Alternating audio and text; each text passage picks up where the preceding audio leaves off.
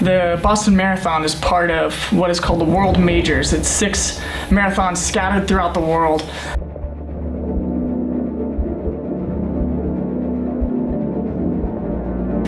When you line up on a marathon line on the starting line, everybody asks you if you're going to BQ, which means Boston Qualifier, if you're going for it that day.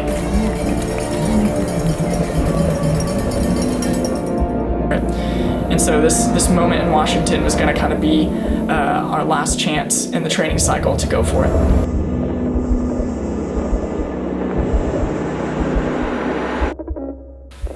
So we're ready to go to Seattle. We spent 6 months training, and about a month from the race, I got injured. I had a foot injury, kept me out for about a week, and so we're like 6 weeks out from race day.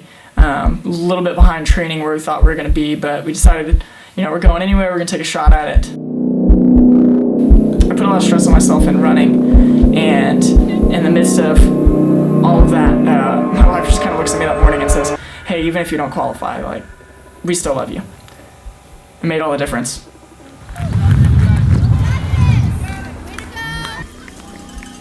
Way to go, babe, you look good. And about 400 meters from the finish, I can see the finish. I actually stop and just throw up everywhere. And so I'm literally watching the clock and the seconds tick, and my wife's yelling at me, and I just can't move. I'm just immobile. And I look up, and finally I find the energy to just jog through the finish line and end up coming through at 2:57:37.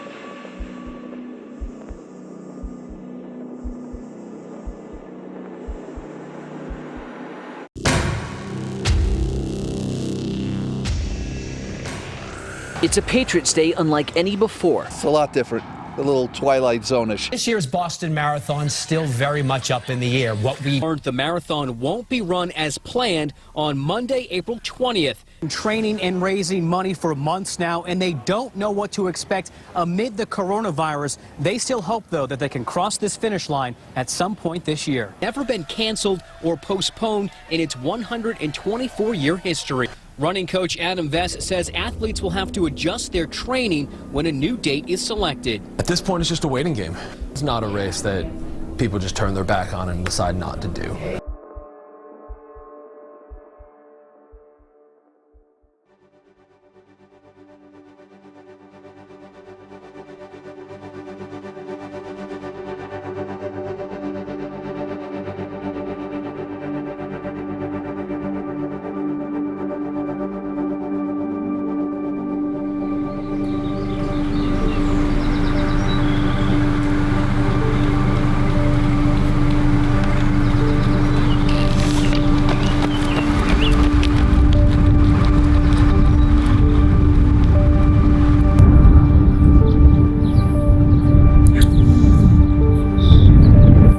This is like my 4th or 5th week over 50 miles, so I took a break a few weeks ago. Started to feel like I was getting injured. And it's usually about this time in a training process that your body starts to hit a wall.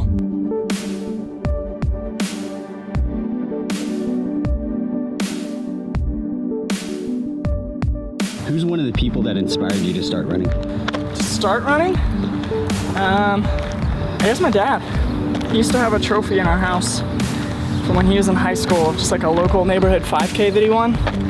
He used to talk about running that he used to do, but he never really, his school didn't have a team. He didn't run after high school or anything like that. Never ran it as a kid, but I just remember seeing that trophy. And it was just kind of the idea of like, maybe better than my dad.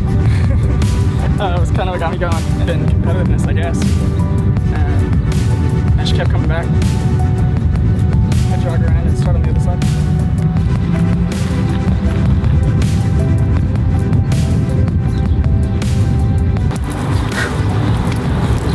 It's not even cold water, and it just feels cold because of how hot it is.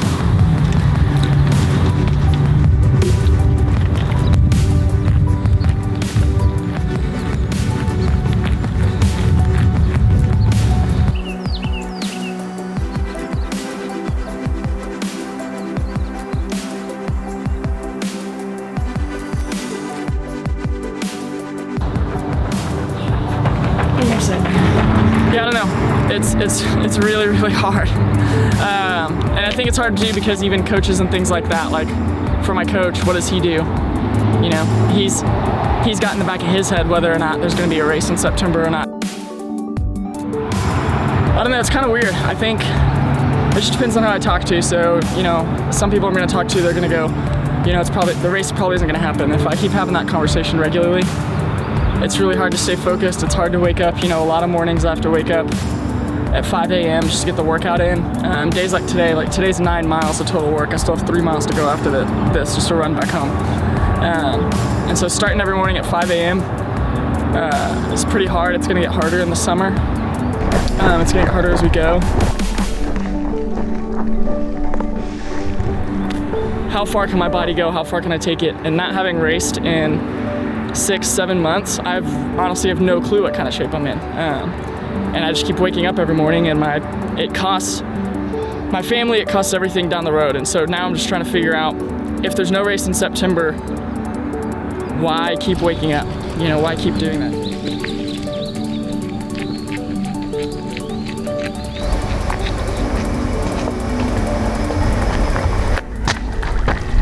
There's always kind of this tension that's like, when do I hang it up?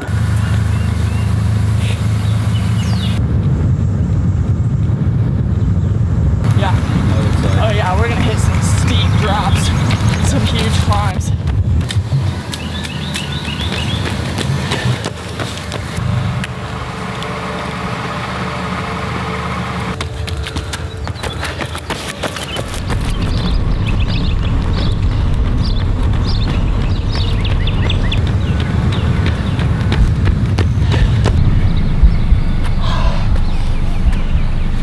Chest feels like it's bleeding.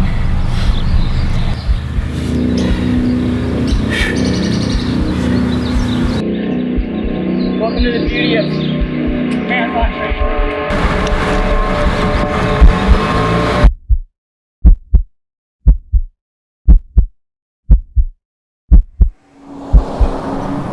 And the Boston Marathon is now scheduled for September 14th.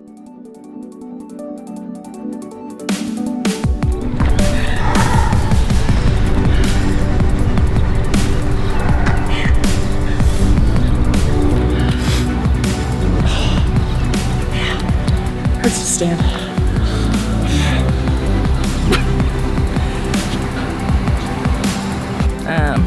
Only a few minutes of it's hard work, but that back half of those hills tanked me. I just don't have the, it takes a lot of thigh power to do that work, and I got small legs, so it's a good workout. It's still fast because it's a net downhill, but you hit some rollers that just tank you.